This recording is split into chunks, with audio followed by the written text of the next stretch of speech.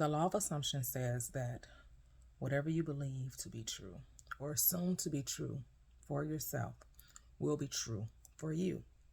And the whole basis of this teaching is to feel it real, to assume that your desire has already been fulfilled, to feel as though you have reached your desired effect.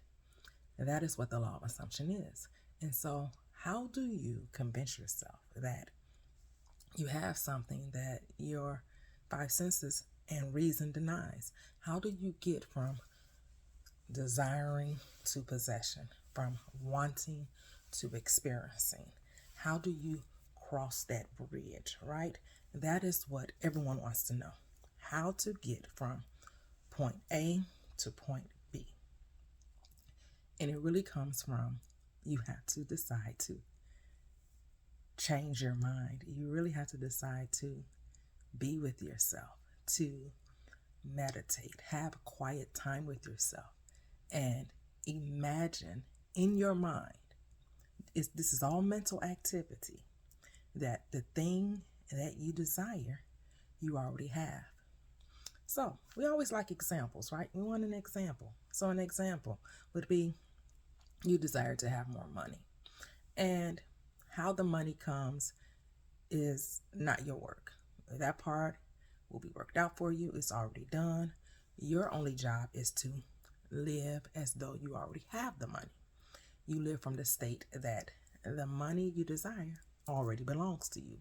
And so how do you do that? How do you feel as though the thing that you already have, the money that you've been expecting or desiring or wanting? The most important step is to stop wanting and desiring it, but go inwardly, take time out, 10 to 15 minutes a day, sit quietly, close your eyes, and imagine what you will be doing with the money that you have, and is it a significant amount of money? Is it a promotion on the job? You want to make more money on your job, or you want your business to make a certain amount of money during a month, a week, a day. So you would imagine what it would be like that you already have that thing. So you're closing your eyes, you're getting quiet within yourself, and you're either hearing someone congratulate you on how successful your business is. It's a close friend, a parent, a sibling. Pick someone that will be just genuinely happy for you. You want to, someone that would genuinely want to see you successful and would be so proud of your accomplishment that they are like, oh my goodness. And they're saying, and you're having this conversation in your mind. You don't tell anyone about this. You don't discuss it with anyone. You just do it 10 or 15 minutes a day until it takes on the tone of reality. Sometimes it may take just that first 10 to 15 minutes. Sometimes it may take 3 days. It may take 2 weeks. It may take 2 months.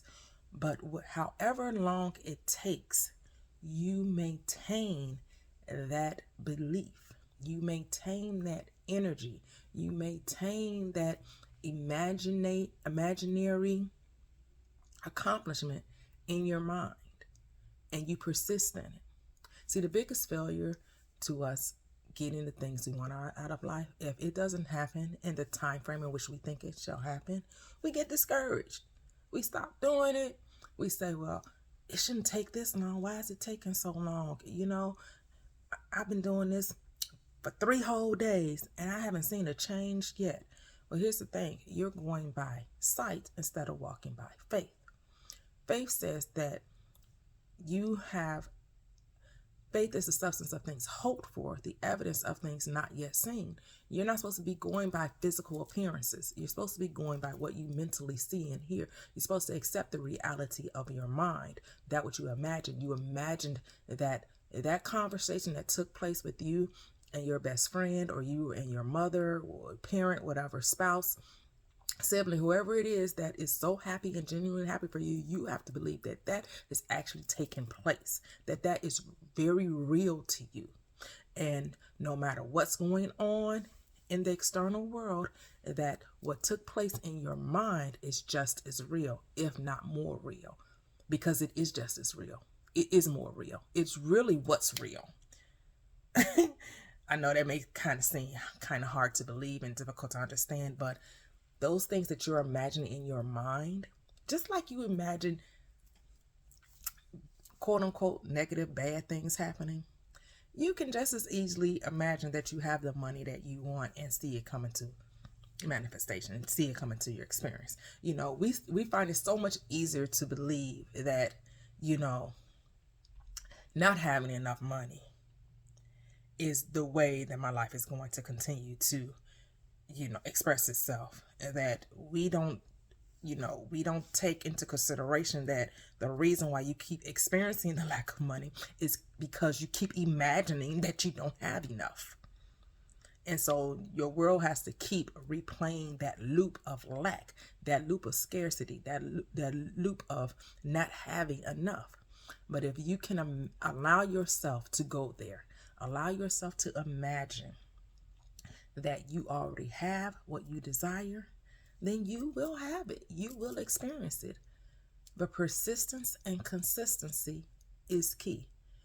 You must do it every time it comes to mind. Every time your reason or your senses may dictate you the opposite of what you've imagined, you have to wipe it out. You have to stop it in its tracks and not give, power to appearances.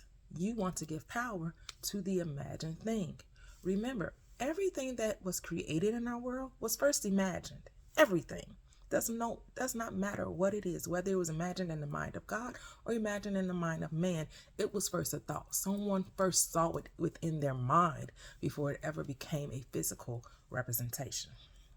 So hopefully this helps. We'll continue to discuss and talk about and give you more information on the law of attraction. I know at first it can seem quite challenging to reprogram your mind, reprogram the subconscious, do the things necessary to bring about a change in your life. But it all starts with just deciding that you want to do it, and then do it. Make no excuses. Don't say, oh, I'll do it tomorrow, or I'll do it next week. There's no time like the present. Do it now. Take 10 or 15 minutes out of your day right now, in this moment, to decide to dream, imagine, believe differently than what you're currently believing. Decide to put your focus on the thing wanted and not the thing unwanted. See, we don't want to deny that you have no money. You want to focus on the fact that you do have money.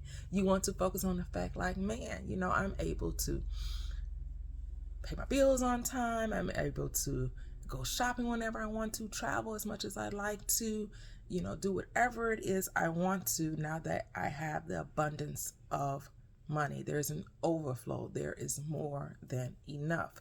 And you play with it and you just become one with it and you get excited about it.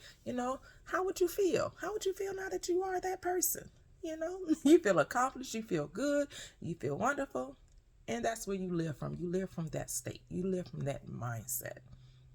And so you just have to be aware. You have to decide this is something you want to do. And you have to be consistent and persistent with it. I know it seems like so matter-of-factly, so easy, but it really is once you make the decision to do it. You just have to make the decision to do it. And once you make the decision to do it, the world is yours. You have everything you want. Your life is grand, opulent, elegant, whatever you see your life being, however ways and words you want to describe it. And you do all this in your mind. You don't do anything to try to make it happen. Once you have decided in your mind that you have the thing you desired, you don't have to do anything to make it happen. You will be compelled. You will automatically do the thing to bring it into experience, because guess what? The thing is already done. But can you believe that? Can you believe that? Follow in life for more.